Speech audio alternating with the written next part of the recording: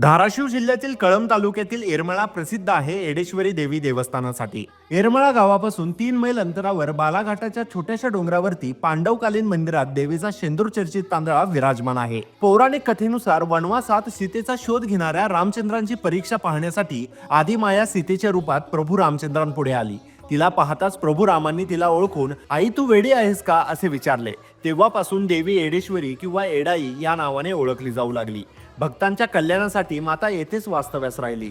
चैत्र महिन्यात देवीचा मोठा उत्सव भरतो। महाराष्ट्र, कर्नाटक, तेलंगणा, आंध्र प्रदेशातील लाखो भाविकांची ही कुलस्वामिनी आहे। चैत्र महिन्यात पालखी उत्सव संपन्न होतो। यावेळी एरवी न दिसणारे चुन्याचे खडे पालखीच्या आगमनावेळेस शेतात दिसतात व आंब्याच्या झाडाला कवड्या लागतात असे सांगितले जाते। देवी यात्रा काळात 5 दिवस अमराईत विसावते व भक्तांचा पाहुणचार घेते। 5व्या दिवशी घुगऱ्या वाटून देवी पुन्हा मंदिरात जाते।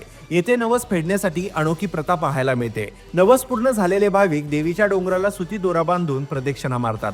येडेश्वरी माता ही अखंड महाराष्ट्राची कुलस्वामिनी असलेल्या तुळजाभवानी मातेची धाकटी बहीण असल्याचं लोक सांगतात। मित्रांनो, तुम्ही कधी या यात्रेला गेले आहात का हे मला कमेंटमध्ये नक्कीच सांगा आणि मला फॉलो करायला विसरू नका।